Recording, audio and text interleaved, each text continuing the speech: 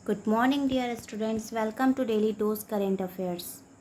आज है 16 मई और आज हम 16 मई से रिलेटेड करेंट अफेयर्स स्टडी करेंगे। फर्स्ट ऑफ ऑल मैं आपको लास्ट टाइम भी कहा था, मैंने अभी भी कह रही हूँ, प्लीज़ वीडियो के एंड तक बने रहा करें और लास्ट में जो आपको क्वेश्चंस दिया जाता है उसका आंसर किया करें, डिटेल में आंसर किया करें ताकि आपको उससे रिलेटेड इन्फॉर्मेशंस और अच्छी तरीके से याद हो जाए। लिखने से चीज़ें आपको ज़्यादा से ज़्यादा याद रहती है। आज का पहला क्वेश्चन है, नेपाल के प्रधानमंत्री के रूप में किसने शपथ ली? तो शपथ ली है केपी शर्मा ओली ने।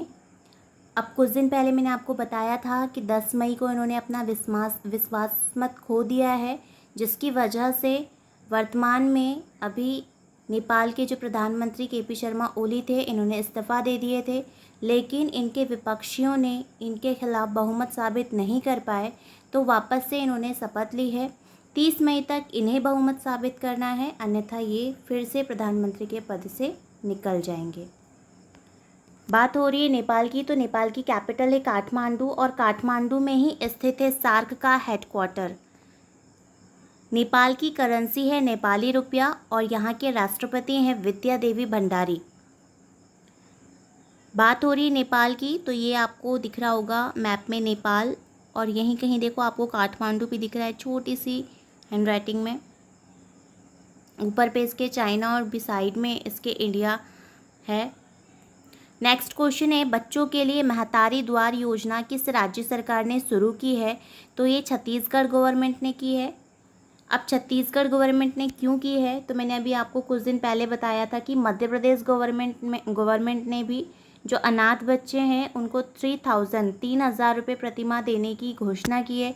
ठीक उसी प्रकार जो कोविड-19 के ड्यूरेशन में ऐसे बच्चे हैं जिनके पेरेंट्स नहीं हैं, तो ऐसे कोविड-19 की ड्यूरेशन में जिनके पेरेंट्स की डेथ हो गई है, तो ऐसे जो बच्चे हैं उनको छत्तीसगढ़ की गवर्नमेंट पहली से 8वीं तक के बच्चों को प्रतिमाह 500 रुपये की राशि दान करेगी और कक्षा 9 से 12वीं तक के बच्चे जो होंगे उन्हें प्रतिमाह 1,000 रुपये तक की राशि ये देंगी। बात हो रही है छत्तीसगढ़ की, तो छत्तीसगढ़ के मुख्यमंत्री हैं भूपेश बघेल और यहाँ के राज्यपाल है अनुसुईया उइके। राजधानी है रायपुर। ये आपको इंडिया के मैप में सिचुएटेड दिख रहा है छत्तीसगढ़। खरगोश की आकृति का इसका मैप होता है। नेक्स्ट क्वेश्चन है, संयुक्त राष्ट्र संघ के ह्यूमैनिटेरियन प्रमुख किसे नियुक्त किया गया है? तो ये किया गया है मार्टिन ग्रिफिथ्स को।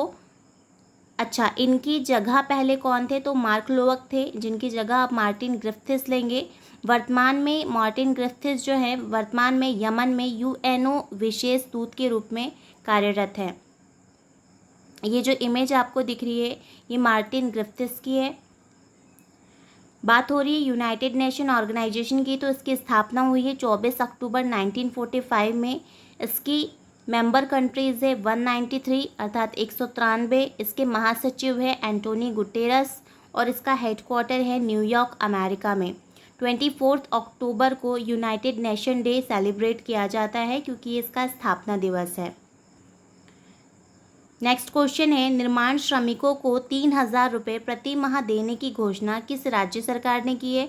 तो ये पंजाब गवर्नमेंट ने की है।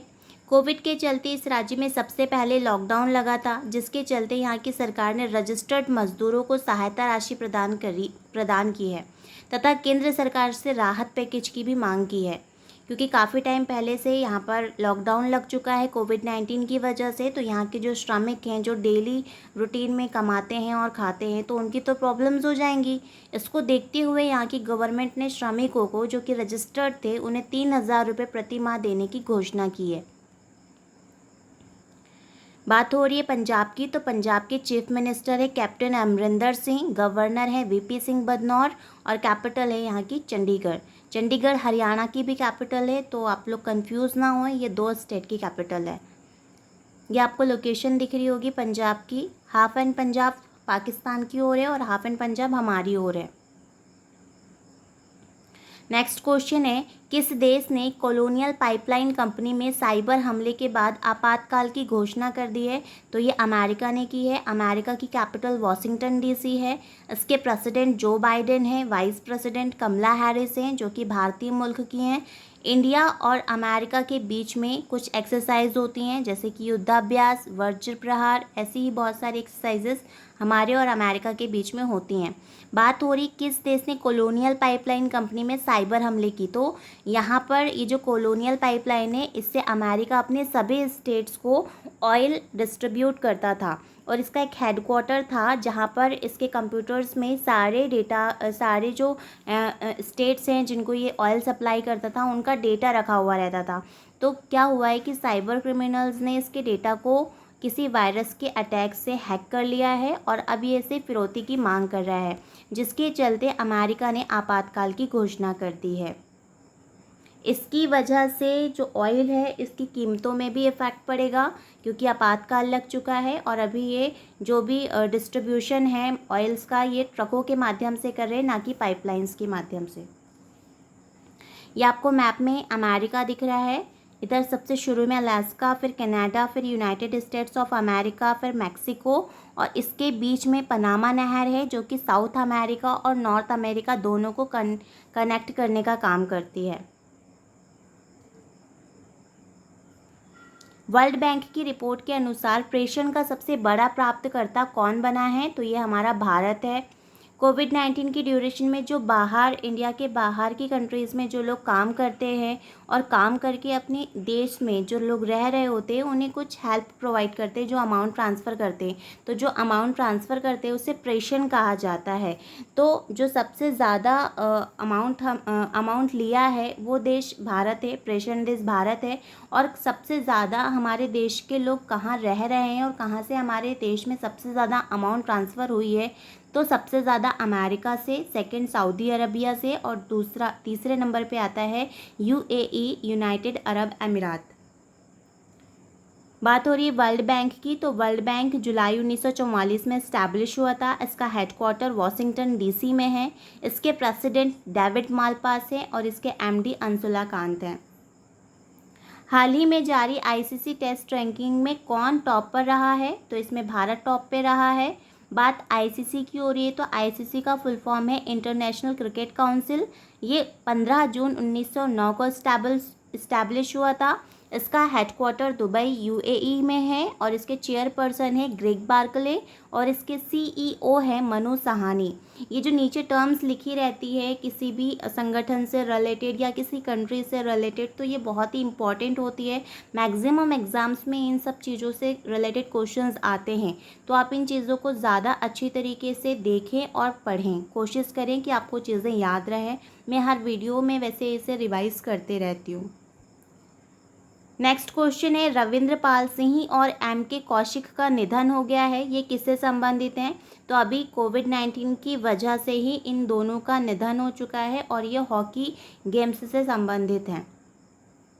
चलिए बात आती है आज के क्वेश्चन की। तो आज का क्वेश्चन है आप लोगों के लिए, किस राज्य सरकार ने अनाथ बच्चों को प्रति माह 3,000 रुपये देने की घोषणा की है? ऑप्शन है एमपी, गोवा, महाराष्ट्र और दिल्ली। आपको आंसर कमेंट बॉक्स में राइट करना है, ज़्यादा से ज़्यादा आंसर राइट करना है जिससे कि आपको चीज़ें ज़्यादा से ज़्यादा याद हो सके। Thank you for watching. Please like, comment and share the channel bye daily dose current affairs. अगर आपको यूज़फुल लगता है वीडियो तो प्लीज़ चैनल को सब्सक्राइब कर दें, वीडियो को लाइक करें और आंसर कमेंट बॉक्स में राइट करें और ज़्यादा से ज़्यादा वीडियो को शेयर करें। Thank you.